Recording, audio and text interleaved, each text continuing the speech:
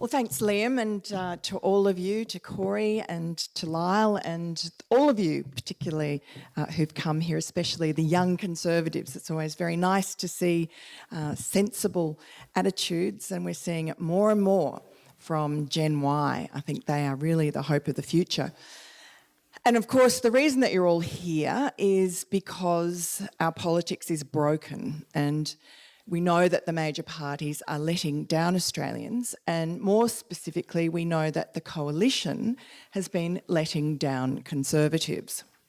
And there are lots of theories for that, lots of reasons for that. One of my pet theories is generational. And at the risk of insulting some of the people here, but this is a Young Conservatives Queensland forum, I think that the baby boomers have been a big part of the problem. I mean, they are the most spoiled, the most narcissistic generation. Obviously, that's because it always gets me a lot of fans, I'm saying.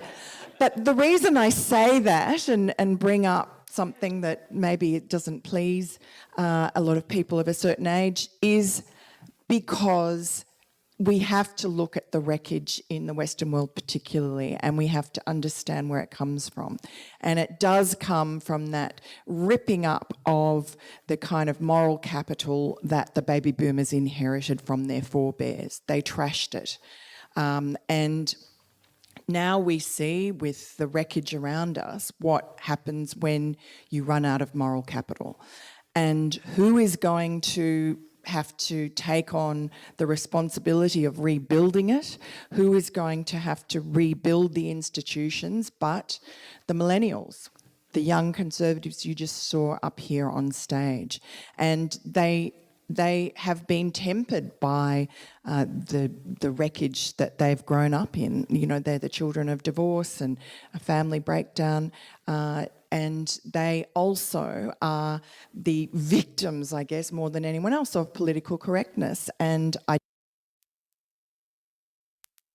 if I look at the two big failures of the supposed conservative side of politics, which was the Liberal Party, you can identify two things that they have not fought against. And one of those, and the biggest, of course, is identity politics. And the other, I think, is globalization. The problems with globalization include offshoring of jobs, which the Liberal Party seems to love doing, and immigration, too much immigration. Now, when we look at identity politics and political correctness, they are just two sides of the same coin. And our culture is under attack from inside and outside by identity politics and the forces of globalization. Now, I'm a social conservative, which is probably, the most repellent thing in the media. I believe in stability and institutions. I believe marriage and the family are the building blocks of a healthy society. And if you keep them strong, the rest will take care of itself. And I think one of the failures of the Liberal Party has been not climate policy so much, but alienating the next generation, these young Conservatives, from owning their own home. And people without a stake in a stable society don't vote Conservative. But the biggest failure has been that the Liberal Party is basically complicit in the spread of identity politics. You saw safe schools, gender ideology spreading through our schools, and its various mutants of safe schools. That was brought in by a Liberal government. It was the idea of someone in the Gillard government, but it was funded and launched by a Liberal government.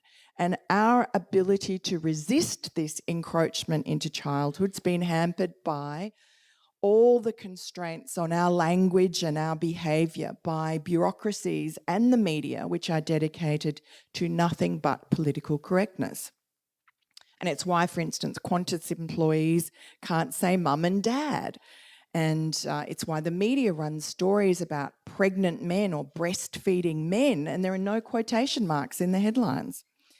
Diversity and inclusion policies are in every HR department, in every corporation and government department in the country, and they are just weaponising identity politics.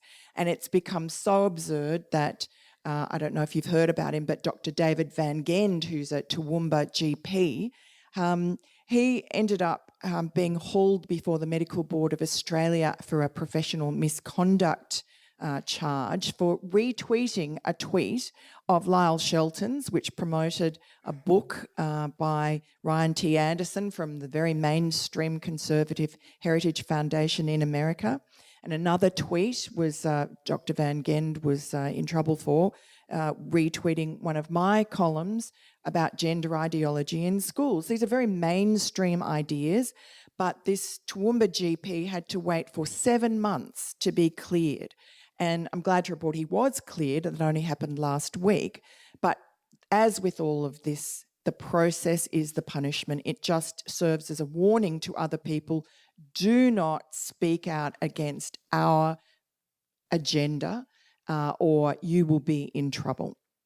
And identity politics is the new form of Marxism, but instead of class, it entrenches power by dividing people into competing victim groups by gender, race, sexuality, faith, whatever. It's a deliberate ideology, and even if many people who practice it don't have the full picture, collectively it is lethal to our culture. And if it's any consolation that the Liberal Party has been hopeless, the Labor Party is far, far worse. And I just did a story this week about the Labor Party's policy platform that they've finalised before their December conference. And this is the DNA of a future Labor government, which if the polls are right, we will be having next year. And this is a blueprint for their policies. And I went through it and counted the number of times they use words like gender, 138 times, sexual orientation, 64 times, intersex, 59 times, LGBTI, 42 times, transgender, 36, bisexual, 33, blah, blah, blah. And there's a promise to establish, under the Human Rights Act, a new Commissioner for Sexual Orientation, Gender Identity and Intersex Status Issues. But there's nothing on single mothers living in poverty. Hardly as much attention paid to wages growth, housing affordability. Housing affordability, it's one of the biggest intergenerational concerns we have, got 10 mentions. And poverty, which Labor used to say it cared about, that got 25 mentions. That's compared to 59 intersex, for instance. And so I went on, and in this is about a 214-page document. On page 188 is buried this paragraph which says that the Labor Party is endorsing the Yogyakarta Principles. Well, I don't know if you've heard of it. I certainly hadn't. So I look it up and find out that this is the Yogyakarta Principles on the application of international human rights law in relation to sexual orientation, gender identity, gender expression and sex characteristics. Now, this was a bunch of human rights activists and some UN people who got together in that Indonesian royal city of Yogyakarta. I'm sure the Indonesians, the biggest Muslim country in the world, are thrilled that their royal city has given its name to this stuff. What among the many things it expects is the removal of gender from birth certificates and passports and identity documents. Women's sport, you must accept anybody who comes along just if they identify as a woman, even if they're not. And you're not allowed to conduct any testing to ascertain what gender that person actually is. Prisoners should choose whether they're in male or female prisons. Refugees to be eligible on the basis of sexual orientation, gender identity, and so on. Now, and safe schools, of course, on steroids. Now, this manifesto also undermines, of course, freedom of speech, freedom of religion, and it fosters a climate of oppression. And this is inside the DNA of the modern Labor Party, and it is binding on the Labor Party. Now, this week you've heard Bill Shelton come out and try and rebut my story and say, oh no, this isn't really, this is just ideas that are thrown up. We're not going to do that. Well, no, this is binding on the Labor government. And Bill Shelton also tried to poo-poo it by saying that he was attacking conservatives because he said they were just obsessed with other people's sexuality. There's something wrong with them. But I think it's pretty obvious that the real people who are obsessed with sexuality is the Labor Party. Over 300 mentions of it in their party platform. But it's typical from Bill Shelton because if you remember last year, he described anyone who disagreed with same-sex marriage as haters who come out from under rocks. So there you have it. Labor has become a vehicle for identity politics. But the coalition has done nothing to combat it. In fact, it's probably complicit. And, I figure in 2018 it is no longer possible to call yourself a conservative and shirk the culture wars from safe schools to Australia Day. Unfortunately, too many mainstream politicians just shy away from talking about moral issues because they're scared of being pigeonholed by the media as fascists and neo-Nazis and white supremacists and xenophobic, homophobic, Islamophobic, you name it, a basket full of deplorables, as Hillary Clinton famously said. And of course, that lost her the election, which is good news. Now, the second big area, of course, globalization, offshoring jobs I mentioned, and the other is, of course, too much immigration, which threatens community cohesion and cultural values. And cultures are fragile ecosystems and they take centuries to develop and can be destroyed in a lifetime.